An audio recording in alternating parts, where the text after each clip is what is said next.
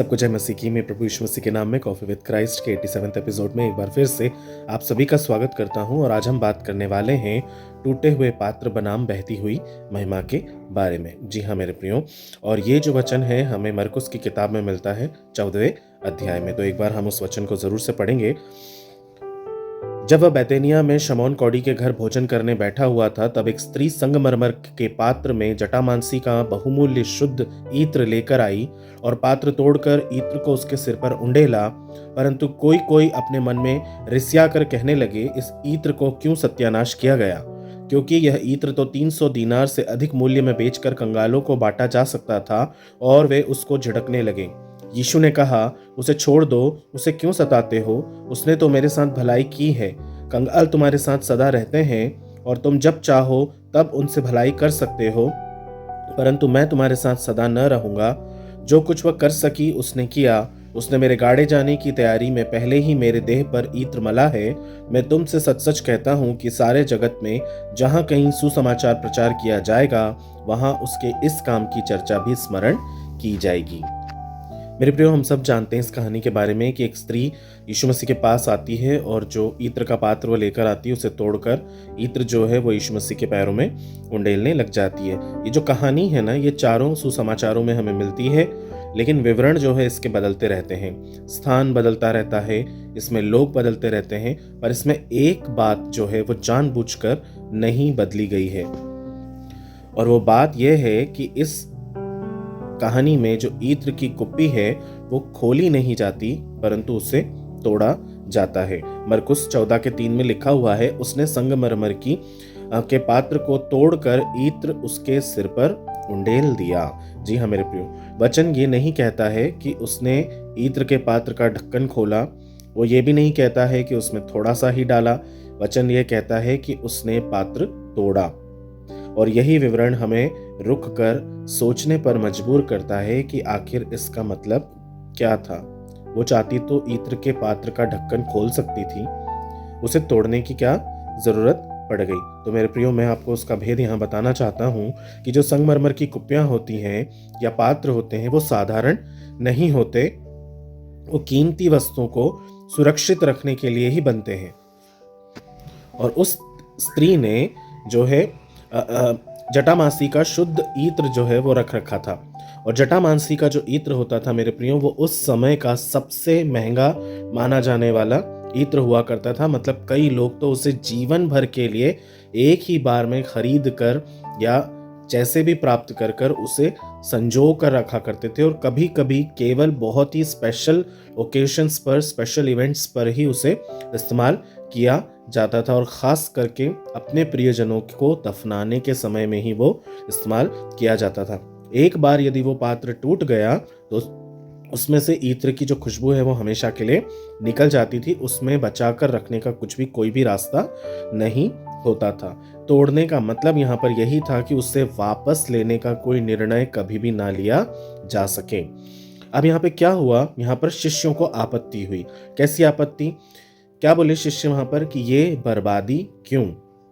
उन्होंने ये नहीं कहा कि इत्र बेकार है। उन्होंने क्या कहा कि ये इत्र तो बहुत कीमती है, यहाँ तक कि इसे बेचकर तो कई लोगों को हम खिला सकते हैं, उनकी भूख को जो है शांत कर सकते हैं। लेकिन यीशु ने उनकी कीमत को नकारा नहीं, उन्होंने उसे स्वीकार किया, पर उसके अर्थ को पूरी तरह से बदल दिया। क्या कहा उन्होंने मरकुस 14:8 में कि उसने मेरे गाड़े जाने के लिए मेरे शरीर का अभिषेक पहले ही से कर दिया है। जी हाँ मेरे प्रियो, यीशु मसीह ने यहाँ पर स्पष्ट कर दिया था अपनी मृत्यु के विवरण के बारे में कि उसने जो है मेरे दफनाए जाने की तैयारी पहले से ही कर दी है, इसलिए उस स्त्री को मत सताओ। मेरे प्रियो, इस वाक्य का असली संदेश क्या है? इस वाक्य का असली संदेश यहाँ से स्पष्ट होता है कि मुख्य बात जो है वो इत्र का पात्र नहीं था, परंतु वो एक चिन्ह था। कमरा सुगंध से इसलिए भर गया था क्योंकि पात्र उसे रोक नहीं रहा था। जो बंद था वो खुल चुका था, जो सुरक्षित था वो अब बाहर निकल चुका था। जो पकड़े रखा जाता है वह कभी भी सुगंध नहीं फैलाता है, जो टूटता है वही वातावरण बदलता है। जी हाँ मेरे प्रियो, वो स्त्री शायद सब कुछ न समझ पाई थी कि वो ऐसा क्यों कर रही है, पर उसके हाथों के काम में एक सच्चाई जरूर थी। उसके जो सच्चाई थी वो उसके काम के साथ मेल खा गई। कैसा? जब शिष्य दुख उठाने वाले मसीहा को स्वीकार नहीं कर पा रहे थे, उस स्त्री ने यीशु मसीह को ऐसे देखा जैसे कोई सच में ही मरने के लिए जा रहा हो, और वो भी जल्दी। और यीशु स्वयं टूटे जाने वाले थे। ये दुर्घटनावश नहीं होने वाला था मेरे प्रियो, ये फिजूल खर्ची में नहीं होने वाला था मेरे प्रियो, बल्कि ये जानबूझकर होने वाला था। पूरी तरह से बिना कुछ बचाए हुए उस स्त्री ने उस इत्र को प्रभु यीशु मसीह के चरणों में उंडेल दिया था। जिस तरह कुप्पी जो है आंशिक रूप से नहीं दी गई थी, यीशु भी आंशिक रूप से नहीं दिए गए मेरे प्रियो। उनका शरीर टूटा, उनका लहू उंडेला गया। जो उस स्त्री ने अपने हाथों से किया, यीशु ने अपने जीवन से किया। क्रूस के रहस्य को हम समझ सकते हैं इस बात से मेरे प्रियो कि क्रूस किसी कीमती चीज की हार नहीं था, वह अवश्य एक टूटने का संदर्भ था जिनसे जीवन बाहर आया। जिस तरह ईत्र का पात्र टूटा, बिना टूटे उससे सुगंध नहीं फैली, उसी तरह मसीह के टूटे बिना जगत में उद्धार नहीं आया। ये हमारे समझने के लिए बहुत बड़ी बात है मेरे प्रियो। कॉफी विद क्राइस्ट की इस वीडियो के माध्यम से मैं आपको 4 इंपॉर्टेंट बातें यहाँ पे समझाने वाला हूँ। पहली बात यह है, परमेश्वर उस बलिदान को स्वीकार करते हैं जो वापस लेने का विकल्प नहीं छोड़ता।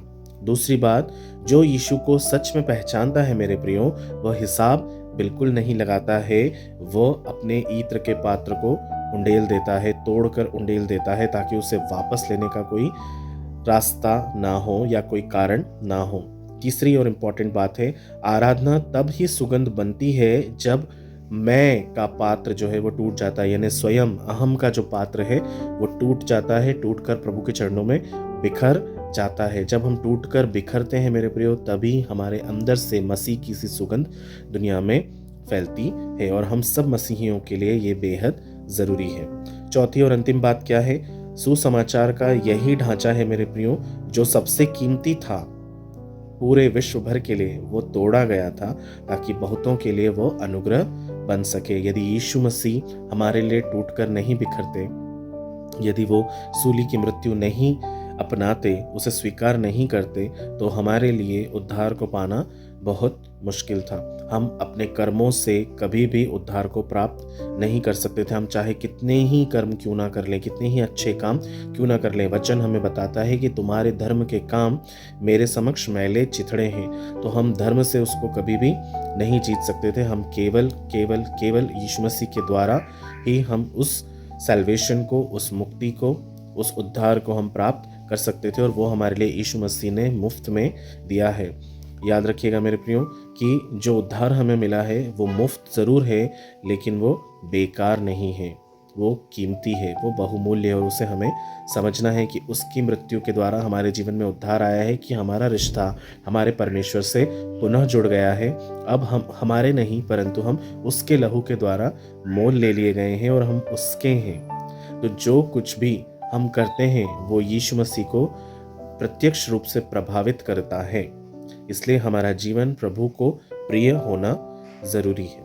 मेरे प्रियो, ये छोटा सा वचन था, लेकिन मैं आपको इस वचन के माध्यम से सिर्फ यही समझाना चाहता हूँ कि प्रभु यीशु मसीह यदि हमारे लिए मारे नहीं गए होते, गाड़े नहीं गए होते, तीसरे दिन वो मुर्दों में से नहीं जी उठे होते, तो आज मैं और आप उसकी इस पहचान से वंचित रह जाते। आज मसीह में हमारी यही पहचान है जो यीशु मसीह ने हमें दी है। इसीलिए हम अच्छे और सच्चे प्रभु यीशु मसीह के बच्चे हैं। तो उस आइडेंटिटी को हमें, उस पहचान को हमें हमेशा के लिए पकड़े रहना है। प्रभु यीशु मसीह हम सबको बहुत आशीष दे। आइए हम प्रार्थना करेंगे। धन्यवाद के साथ एक और बार फिर मेरे प्यारे परमेश्वर, मैं आपके पवित्र चरणों में तमाम viewers, subscribers, friends, teachers, colleague, students को लेकर आता हूँ प्रभु जी।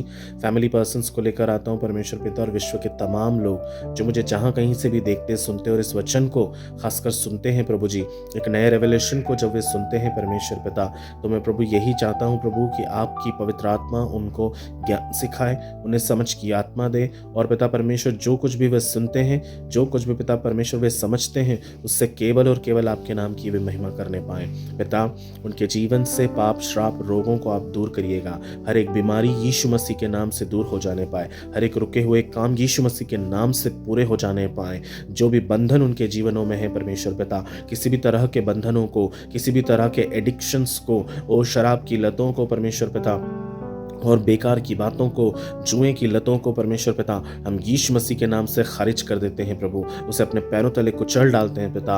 हम आज़ादी चाहते हैं पिता परमेश्वर। होने दीजिए खुदावंद इन तमाम बंधनों से, जो हमें एक अच्छा व्यक्तित्व बनने में परमेश्वर पिता और रोड़ा बनते हैं पिता, उन तमाम बंधनों को हम यीशु मसीह के लहू से तोड़ देते हैं पिता। हम सब आपकी सुरक्षा के घेरे में अपने आप को घेरते हैं प्रभु जी।